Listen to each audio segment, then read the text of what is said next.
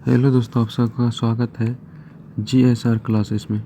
दोस्तों आज हम सीटेट 2022 दिसंबर में जो एकदम एग्ज़ाम होने वाले हैं उन्हीं को देखते हुए हम दोस्तों 1000 क्वेश्चनों का जो पेडागोजी एवं शिक्षा शास्त्र आपका शिक्षा शास्त्र चाइल्ड डेवलपमेंट है उसका हम 1000 प्रश्नों की कुछ सीरीज चला रहे थे दोस्तों।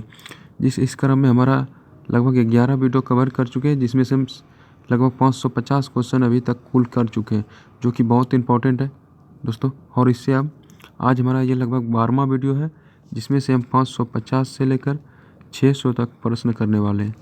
ठीक है दोस्तों, ये क्या कहता है आपको बहुत ही सहायक सिद्ध होगा। अगर आप जानते हैं तो आपका MCQ की तरह हो जाएगा, अगर आप नहीं जानते तो एक बार ज़रूर देखिए, आपको एग्ज़ाम में बहुत हेल्प करेगा।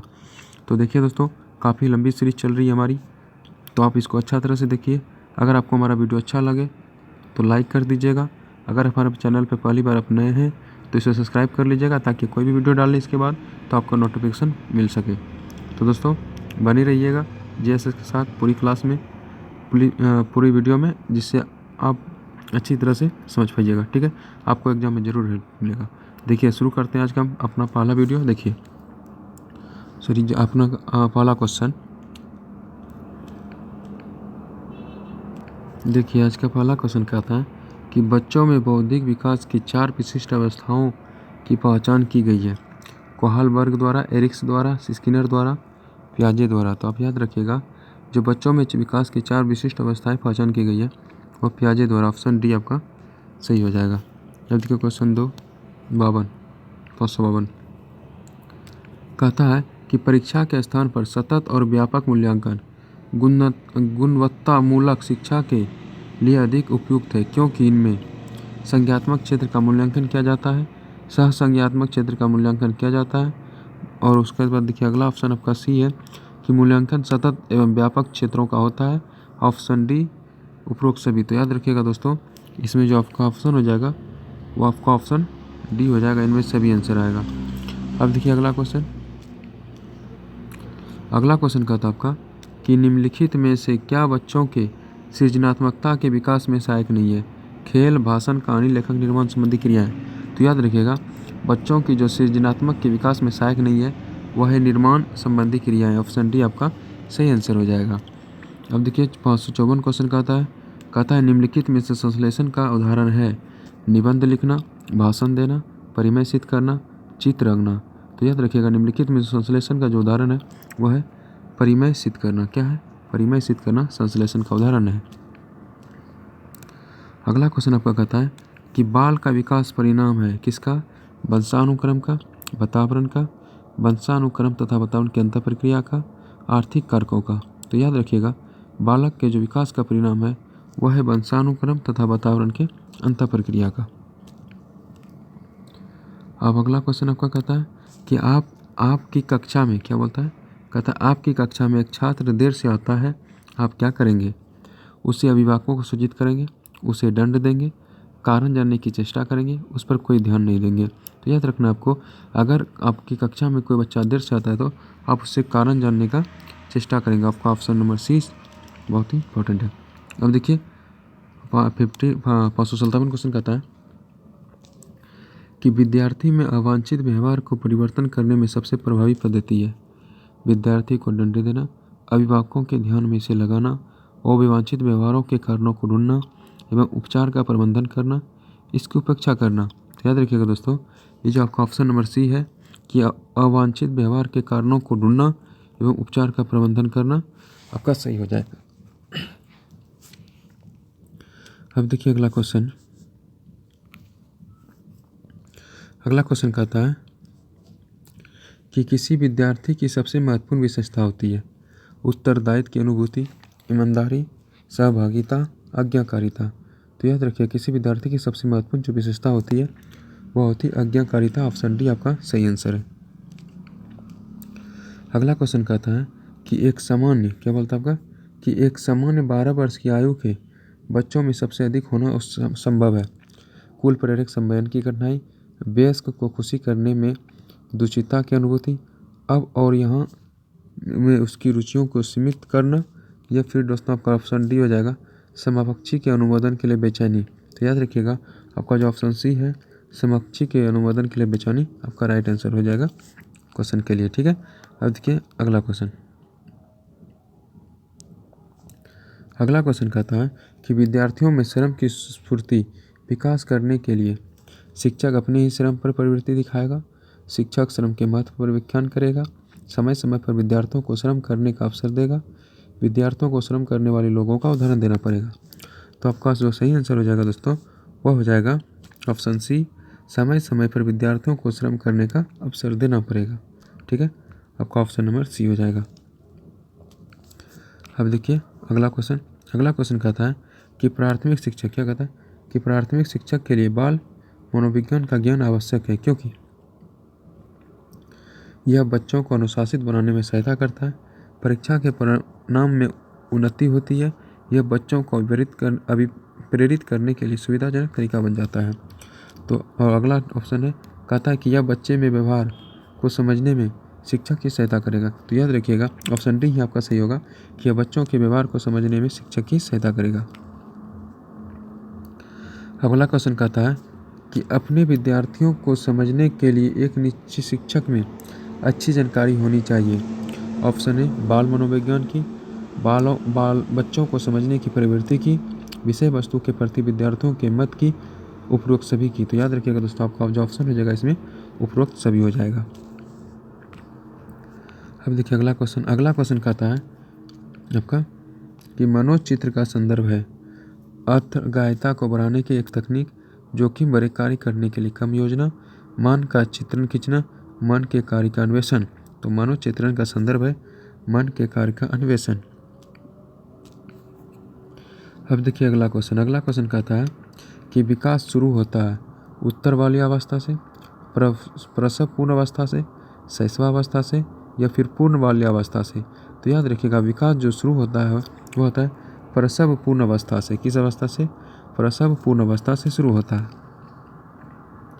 अगला क्वेश्चन आपका कहता है कि बहुविध बुद्धि सिद्धांत के अनुसार सभी प्रकार के पशुओं, खनिजों और पेड़ पौधों को पहचानने और वर्गीकृत करने की योग्यता क्या कहलाती है?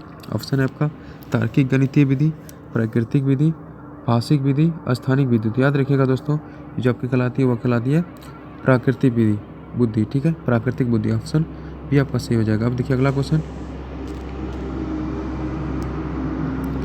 अगला क्वेश्चन कहता है कि विज्ञान एवं कला प्रदर्शनी, संगीत एवं नृत्य प्रस्तुतियाँ तथा विद्यालय पत्रिका निकालना डैश के लिए है? शिक्षार्थियों को सृजनात्मक मार्ग उपलब्ध कराने, विभिन्न व्यवसायों के लिए विद्यार्थियों को प्रशिक्षित करने, विद्यालय का नाम रोशन करने, या फिर आपका ऑप्शन डी हो जाएगा अभिभावकों को संतुष्ट करना। तो याद रखिएगा दोस्तों जो इसके लिए सही आंसर हो जाएगा वो हो जाएगा शिक्षार्थियों की सृजनात्मक मार्ग का उपलब्ध करना। ऑप्शन ए सही आपका आंसर हो जाएगा। अब देखिए अगला क्वेश्चन। अगला क्वेश्चन कहता है कोहाल वर्ग किसके अनुसार? कोहाल वर्ग के अनुसार सही और गलत प्रश्नों के बारे में निर्णय लेने के इसमें शामिल चिंतन प्रक्रिया को क्या कहा जाता है? तो याद रखिएगा सहयोग की नैतिकता, नैतिक तर्कना, नैतिक यथार्थवाद, नैतिक दुविधा। तो याद रखिएगा दोस्तों आपका जो आंसर हो जाएगा वो हो जाएगा नैतिक तर्कना। क्या हो जाएगा? नैतिक तर्कना। दोस्तों अगर आपको हमारा वीडियो अच्छा लग रहा है तो इसे लाइक कीजिए, इसको दोस्तों के साथ शेयर कीजिए ताकि उनके साथ भी जानकारी पहुँच सके। देखिए अगला क्वेश्चन कहता है कि शिक्षकों को क्या कहता है कि शिक्षकों को यह सलाह दी जाती है कि वे अपने शिक्षार्थियों को सामूहिक गतिविधियों में शामिल करें क्योंकि सीखने को सुगमता बनाने के अतिरिक्त ये डैश भी सहायता करती है दुश्चिंता का, सामाजिकरण का, मूल्य द्वंद्व का, अकर्मण्यता का। तो याद रखिएगा जो सही आंसर होगा वो होगा सामाजिकरण का। किसका? सामाजिकरण का। अगला कहता है कि निम्नलिखित क्या कहता है कि निम्नलिखित में से कौन सा मुख्य रूप से आनुवंशिकता संबंधी कारक है? आँखों का रंग, सामाजिक गतिविधियों में भागीदारिता, समक्ष व्यक्तियों के समूह प्रति अभिव्यक्ति, चिंतन पैटर्न। तो याद रखिएगा जो निम्नलिखित में से जो आपका ये सही आंसर हो जाएगा वह जाएगा आँखों का रंग। किसमें? आँखों का रंग। अगला क्वेश्चन कहता है कि संजना हर पाठ को बहुत जल्दी सीख लेती है जबकि रंजना उसे सीखने में ज़्यादा समय लेती है। यह विकास के किस सिद्धांत को दर्शाती है? व्यक्ति भिन्नता, अंतर संबंध, निरंतरता, समान से विशिष्ट की ओर। तो याद रखिएगा ये जो सिद्धांत दर्शाता है वह दर्शाता है व्यक्तिगत भिन्नता। किसका? व्यक्तिगत भिन्नता। अब अगला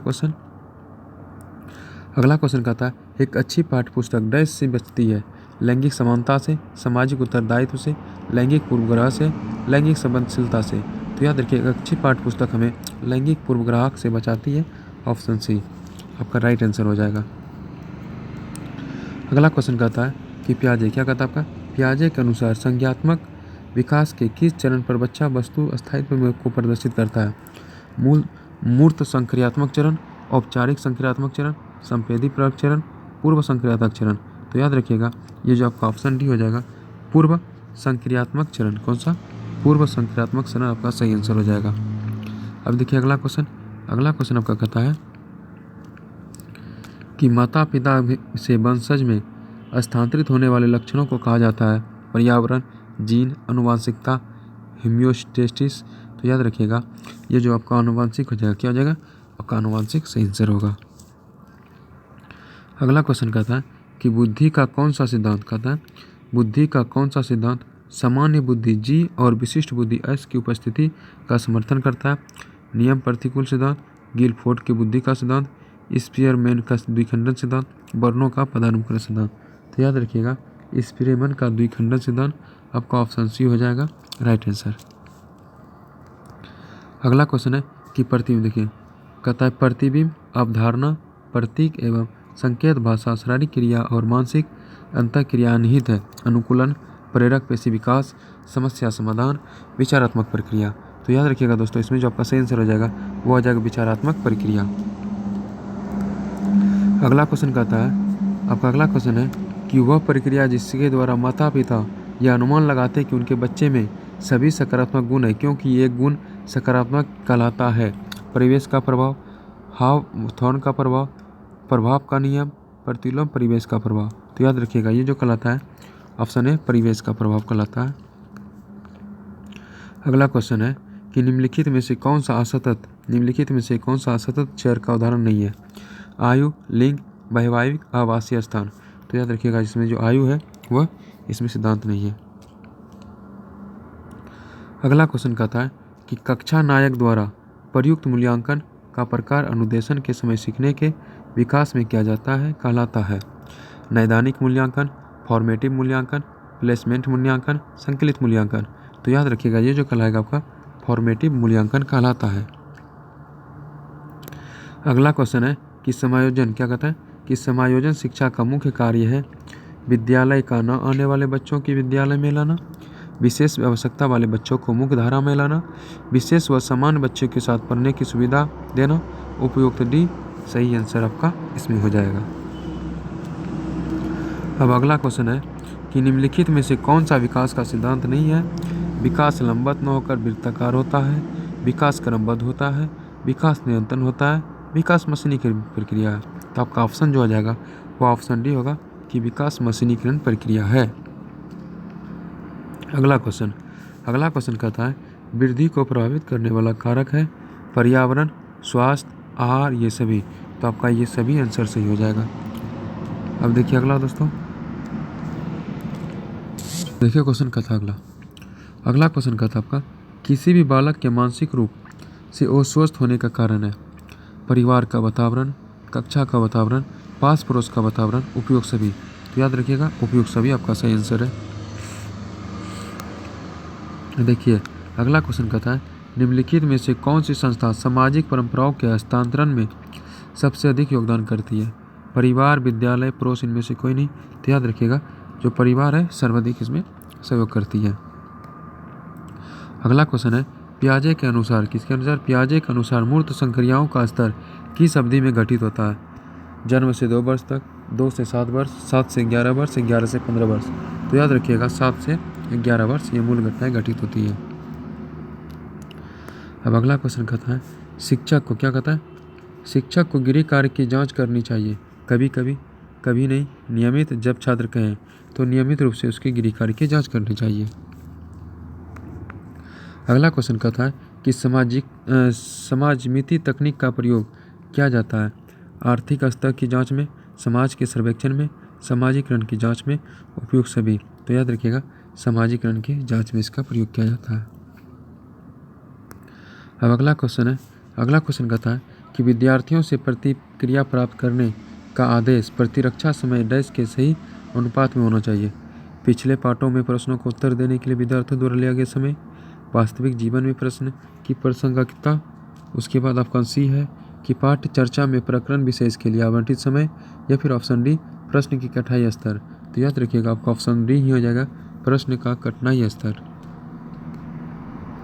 अगला क्वेश्चन है कि सतत और व्यापक मूल्यांकन की योजना में व्यापक शब्द डैश के अलावा निम्नलिखित के द्वारा समर्थित किया जाता है।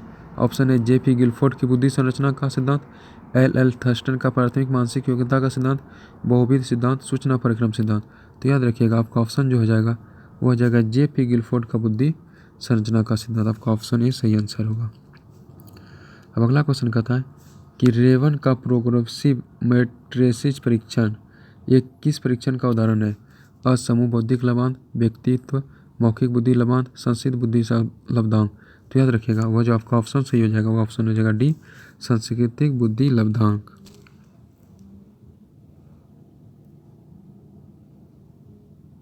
अब देखिए अगला क्वेश्चन।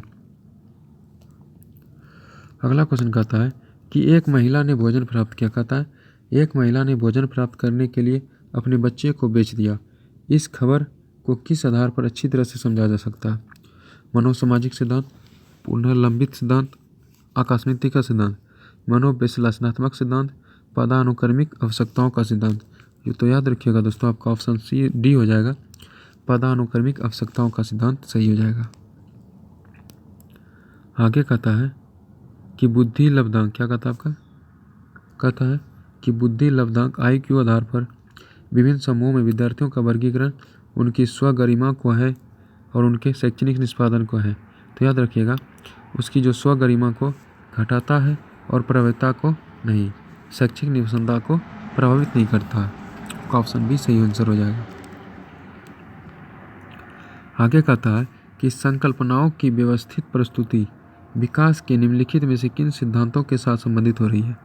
विकास के परिणाम स्वरूप वृद्धि होती है, विकास विषमजातीय की स्वेच्छा की ओर अग्रसर होता है, विद्यार्थी विभिन्न दरों पर विकसित होते हैं, या फिर विकास सापेक्ष रूप से क्रमिक होता है। तो याद रखिएगा आपका ऑप्शन